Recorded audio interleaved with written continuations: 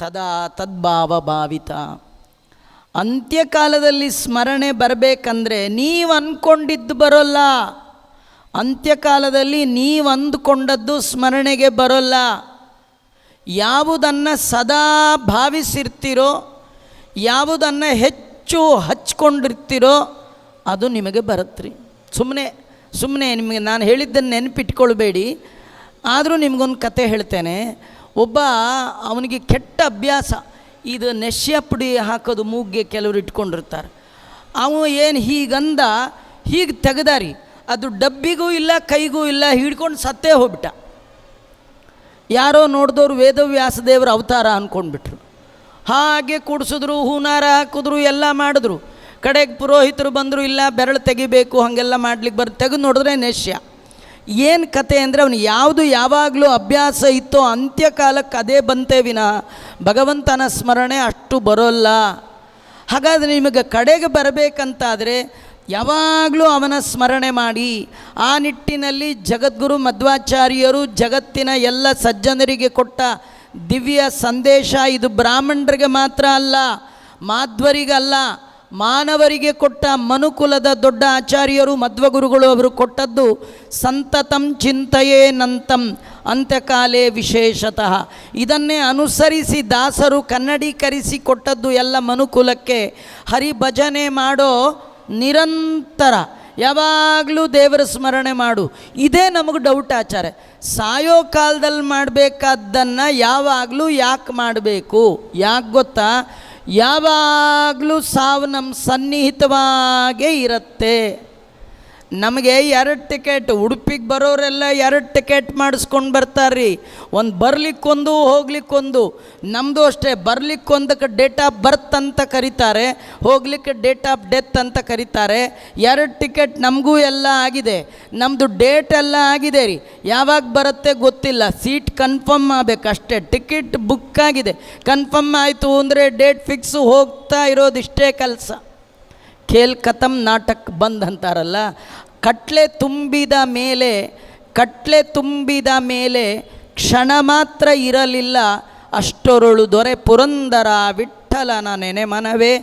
ನಮ್ಮದು ಅಂತ್ಯಕಾಲ ಯಾವಾಗ ಗೊತ್ತಿಲ್ಲ. ಆದ ಕಾರಣ ಯಾವಾಗಲೂ ಎಚ್ಚರಿಕೆಯವ, ಸದಾ ಅಂತ್ಯಕಾಲದ ನೆನಪಿನೊಂದಿಗೆ ದೇವರ ಸ್ಮರಣೆ ಮಾಡಬೇಕು. ಅದಕ್ಕೆ ಹೇಳ್ತಾ ಇದ್ದಾನೆ ಕೃಷ್ಣ, ತಸ್ಮಾತ್ ಸರ್ವೇಷು ಕಾಲೇಷು ಮಾಂ ಅನುಸ್ಮರ ಯುಧ್ಯ ಚ ಮಯ್ಯರ್ಪಿತ ಮನೋ ಬುದ್ಧಿ ಮಾಮೇವೇಶ್ಯ ಸಂಶಯ. ಎಷ್ಟು ಒಳ್ಳೆ ಮಾತು ಕೃಷ್ಣನ ಮಾತು. ಇದರಲ್ಲಿ ಏನು ಕಷ್ಟ ಇದೆ ರೀ? ಯಾವ ಜಾತಿ ಮತಕ್ಕೆ ಭಗವಂತ ಉಪದೇಶ ಮಾಡಿದ್ದಾನ್ರಿ? ಎಲ್ಲರಿಗೂ ದೇವರು ಹೇಳ್ತಾನೆ, ತಸ್ಮಾತ್, ಆ ಕಾರಣದಿಂದ, ಸರ್ವೇಷು ಕಾಲೇಷು, ಹಗಲು ರಾತ್ರಿ ಅಂತ ಅನ್ಬೇಡಪ್ಪ. ನಿನಗೆ ಎಚ್ಚರ ಇದ್ದಾಗೆಲ್ಲ ಉಸಿರಾಡೋದು ಎಷ್ಟು ಅನಿವಾರ್ಯವೋ ದೇವರ ಸ್ಮರಣೆಯನ್ನು ಅದರ ಒಟ್ಟಿಗೆ ಮಾಡು. ಉಸಿರಿಲ್ಲದೆ ಇದ್ದರೆ ಜೀವನ ಯಾತ್ರೆ ಇಲ್ಲ, ಹೇಗೋ ಹಾಗೆ ತೊರೆದು ಜೀವಿಸಬಹುದೇ, ದೇವರ ನಾಮ ಬಿಟ್ಟು ಇರಬಹುದೇ? ದೇವರ ನಾಮ ಬಿಟ್ಟಿರ್ಲಿಕ್ಕೆ ಸಾಧ್ಯವಾ? ಹಗರೇನಾಚಾರ್ಯ ಯಾವಾಗಲೂ ನಾರಾಯಣ ಕೃಷ್ಣ ಅಂತಿದ್ರು. ಸಾರು ಬಡಿಸ್ತಾ ಇರ್ತಾರೆ, ಸಾರು ಹಾಕ್ಲಾ ಅಂತಾರೆ, ನಾರಾಯಣ ಕೃಷ್ಣ. ಅನ್ನ ಹಾಕ್ಲಾ, ನಾರಾಯಣ ಕೃಷ್ಣ. ಏನು ಮಾಡಬೇಕು? ದೇವ್ರದೇ ಯಾವಾಗಲೂ ಬೇರೆ ಮಾತಾಡೋ ಹಾಗಿಲ್ವಾ? ಅದಕ್ಕೆ ಜಗನ್ನಾಥದಾಸರು ಹೇಳ್ತಾರೆ, ಮಾತಾಡಿ, ಎಷ್ಟು ಮಾತಾಡಬೇಕೋ ಅಷ್ಟು ಮಾತಾಡಿ. ಕೆಲವರು ಮಾತಾಡಲಿಕ್ಕೆ ಅಂತಲೇ ಬಂದಿರ್ತಾರೆ, ಪುರಾಣದಲ್ಲಿ ಕೂತಿರ್ತಾರೆ. ಏನು ಹೇಗಿದ್ದೀರಿ ಅಂತ ಮಾತಾಡ್ಲಿಕ್ಕೆ ಶುರು ಮಾಡಿದ್ರೆ, ಆಚಾರ ಪುರಾಣ ಶುರು ಮಾಡಿದ್ರು ನೆನಪೇ ಇಲ್ಲ. ಅವ್ರ ಪಾಡಿಗೆ ಅವರು ಮಾತಾಡಿ ಆಡ್ತಿರ್ತಾರೆ. ವ್ಯವಹಾರಕ್ಕೆ ಎಷ್ಟು ಬೇಕೋ ಅಷ್ಟೇ ಮಾತಾಡಬೇಕಂತಂದ್ರಿ. ಯಾಕಂದರೆ ಮಾತಿನಲ್ಲಿ ಯೂಸ್ ಮಾಡುವ ಲೆಟರ್ಗಳಿದೆಯಲ್ಲ, ಲೆಟರ್ಸ್, ವರ್ಣಗಳು, ಆ ವರ್ಣಗಳು ನಿಮ್ಮ ಮಾತಿಗಾಗಿ ದೇವರು ಸೃಷ್ಟಿ ಮಾಡಿದ್ದಲ್ಲ. ವರ್ಣಗಳು ದೇವರ ವರ್ಣನೆಗಾಗಿ ಬಂದಿರತಕ್ಕಂಥದ್ದು. ದೇವರ ವರ್ಣನೆ ಮಾಡದ ವರ್ಣಗಳೇ ಇಲ್ಲ.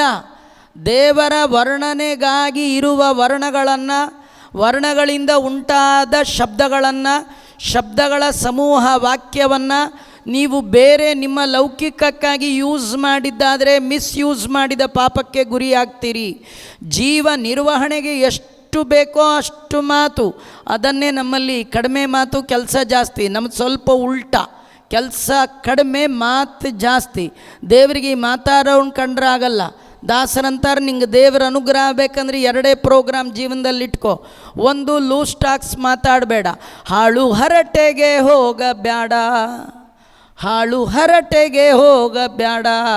ಇನ್ನೊಂದು, ಕಂಡ ಕೂಳುಗಳ ತಿಂದು ಒಡಲ್ ಹೊರೆಯ ಬ್ಯಾಡ, ಸಿಕ್ಕಿದ್ದನ್ನು ತಿನ್ನಬೇಡ, ಸಿಕ್ಕಾಗ ಮಾತಾಡಬೇಡ. 2 ಪ್ರೋಗ್ರಾಮ್ ಇದಿಟ್ಕೋ, ದೇವರ ಅನುಗ್ರಹ ಆಗುತ್ತೆ. ಹಾಗಾದ್ರೆ ಏನು ಮಾಡಬೇಕು? ಯಾವಾಗಲೂ ದೇವರ ಸ್ಮರಣೆ. ಆಗಲ್ವಾ?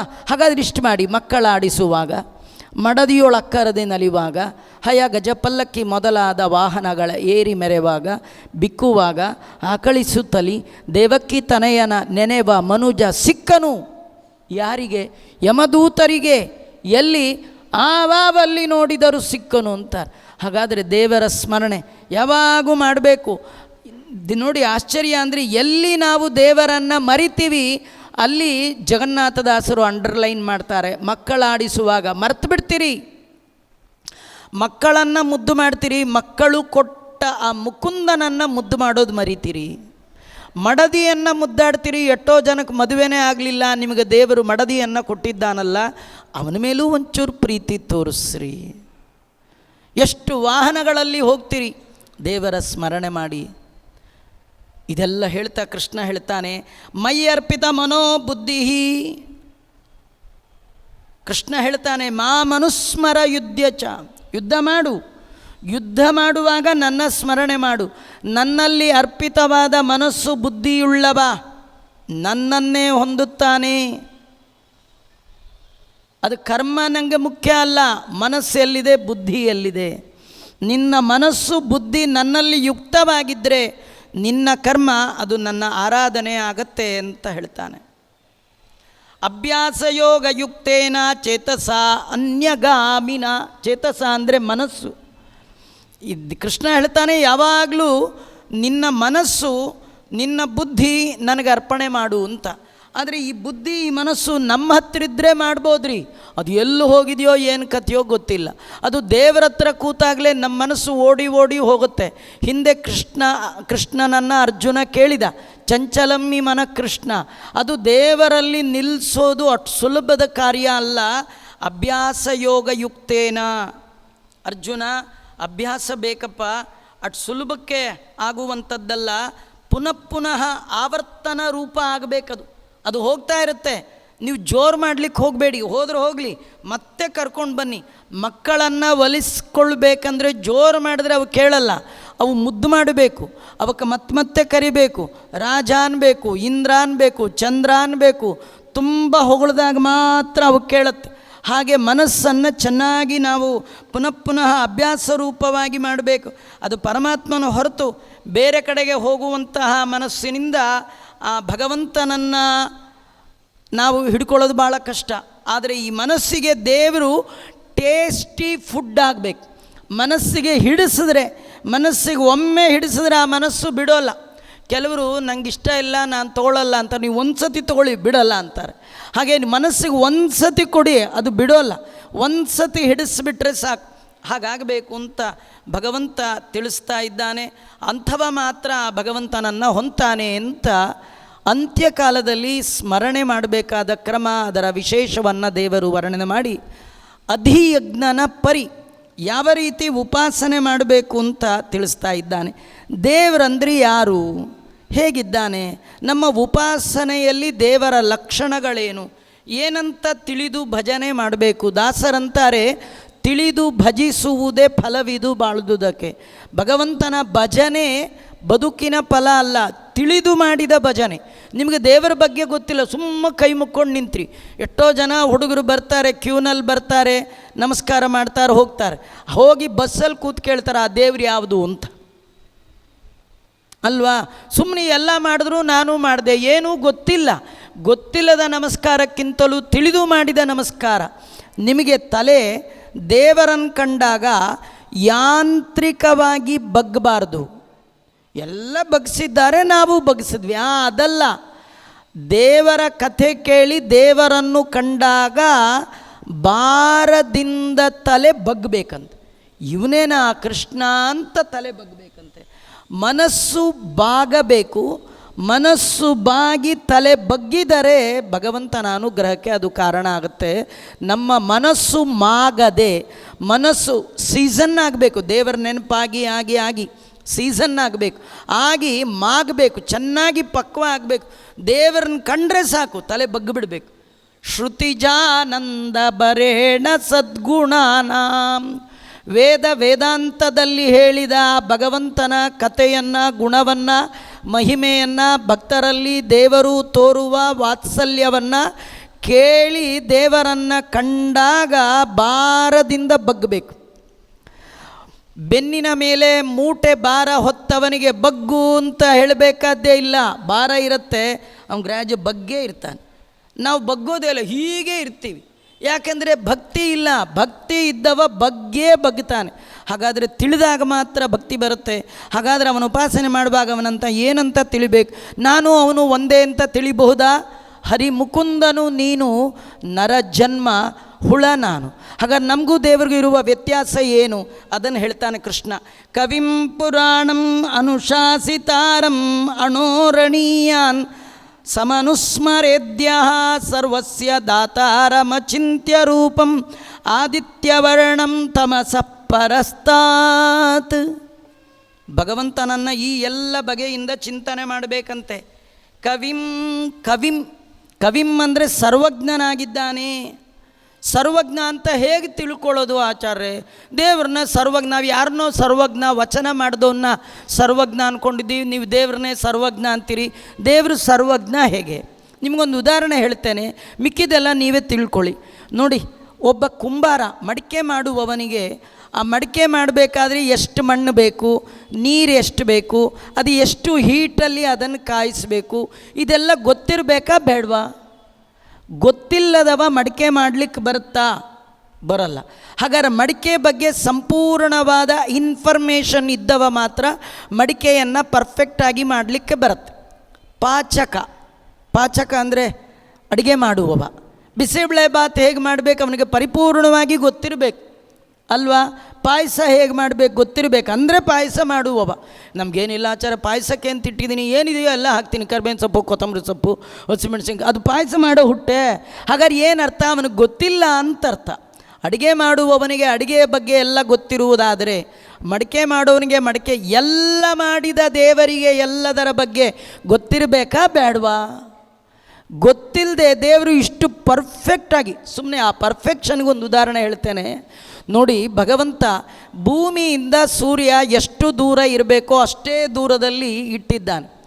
ಸೂರ್ಯ ಏನಾದರೂ ಭೂಮಿಗೆ 1 ಕಿಲೋಮೀಟ್ರ್ ಹತ್ತಿರ ಬಂದರೆ ಸನ್ ಬರ್ನು ತಲೆ ಗೋವಿಂದ. 1 ಕಿಲೋಮೀಟ್ರ್ ಆಚೆ ಹೋದರೆ ಚಳಿ ರೋಗಗಳೆಲ್ಲ ಎದ್ದು ಕುಕ್ಕರು ಬಡಿಯತ್ತೆ. ದೂರನೂ ಹೋಗಬಾರ್ದು, ಹತ್ರನೂ ಬರಬಾರ್ದು. ಇದೇ ಒಂದು ಲೆವೆಲ್ ಯಾರು ಮೇಂಟೈನ್ ಮಾಡ್ತಿರೋದು? ಭಗವಂತ. ಅವನಿಗೆ ಗೊತ್ತು ಸೂರ್ಯ ಎಲ್ಲಿರ್ಬೇಕು, ಚಂದ್ರ ಎಲ್ಲಿರ್ಬೇಕು, ಗಾಳಿ ಯಾವಾಗ ಬೀಸ್ಬೇಕು. ಭೀಷಾಸ್ಮಾದ್ವಾತಪ್ಪವತೆ ಭೀಷೋದೇತಿ ಸೂರ್ಯ ಭೀಷಾಸ್ಮಾದಗ್ನಿಶ್ಚೇಂದ್ರಶ್ಚ.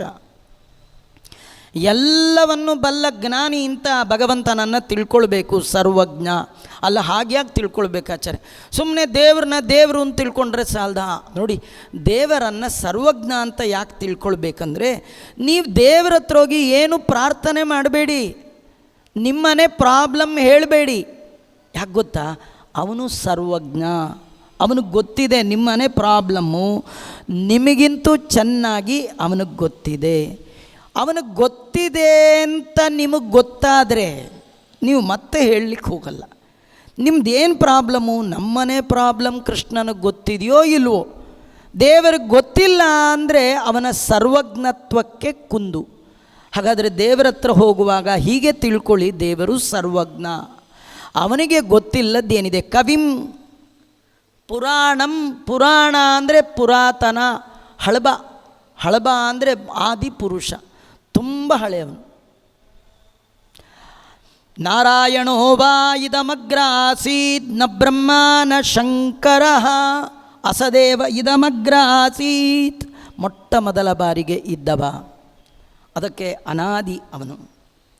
ಆಮೇಲೆ ಅನುಶಾಸಿತಾರಂ, ಸಕಲರಿಗೂ ಶಾಸನ ಮಾಡ್ತಾನೆ. ಯಾರು ರಾಂಗ್ ರೂಟಲ್ಲಿ ಹೋಗುವಾಗಿಲ್ಲ, ಯಾರು ತಪ್ಪು ದಾರಿಯಲ್ಲಿ ಹೋದರೂ ಕೂಡ, ಅದು ದೇವತೆಗಳಿದ್ದರೂ ಕೂಡ ಅವರನ್ನು ಶಿಕ್ಷೆ ಮಾಡುವ ಯೋಗ್ಯತೆ ಇರುವವ ಆ ಭಗವಂತ. ಅಣೋರಣೀಯ, ಆ ಭಗವಂತ ಸೂಕ್ಷ್ಮಕ್ಕಿಂತಲೂ ಸೂಕ್ಷ್ಮ. ಜೀವ ಇದೆಯಲ್ಲ, ಇದು ಎಷ್ಟು ಥಿನ್ನಾಗಿದೆ, ಸಣ್ಣದಾಗಿದೆ ಅಂದರೆ ಜಗನ್ನಾಥದಾಸರು ಹೇಳ್ತಾರೆ, ಕುದುರೆ ಬಾಲದ ಕೊನೆಯ ಕೂದಲು. ಕುದುರೆ ಅದರದ್ದು ಬಾಲ, ಅದರದ್ದು ಲಾಸ್ಟ್ ಕೂದಲು ತೆಳ್ಳಗಿರುತ್ತೆ. ಅದನ್ನು ಹೀಗೆ ಒಂದು ಕೂದಲನ್ನು ಹೀಗೆ 100 ಬಾರಿ ಕತ್ತರಿಸಿದರೆ ಒಂದು ಕೂದಲಿನ 100ನೇ 1 ಭಾಗ ಎಷ್ಟು ದಪ್ಪ ಇದೆ, ಜೀವ ಅಷ್ಟು ದಪ್ಪ ಅಂತೆ. ಅದರ ಒಳಗೆ ದೇವ ಇದ್ದಾನಂತೆ. ಅಣೋರಣೀಯಾನ್ ಮಹತೋ ಮಹೀಯಾನ್ ಆತ್ಮ ಗುಹಾಯಾಂ ನಿಹಿತೋಸ್ಯ ಜಂತೋ. ಉಪನಿಷತ್ತುಗಳು ವರ್ಣನೆ ಮಾಡ್ತಾ ಇದೆ. ಎಲ್ಲ ಜೀವಜಾತದ ಒಳಗೆ ಸೂಕ್ಷ್ಮಕ್ಕಿಂತಲೂ ಸೂಕ್ಷ್ಮವಾಗಿ, ಬೃಹತ್ತಿಗಿಂತಲೂ ಬೃಹತ್ತನಾಗಿ ಆ ಭಗವಂತ ಇದ್ದಾನೆ.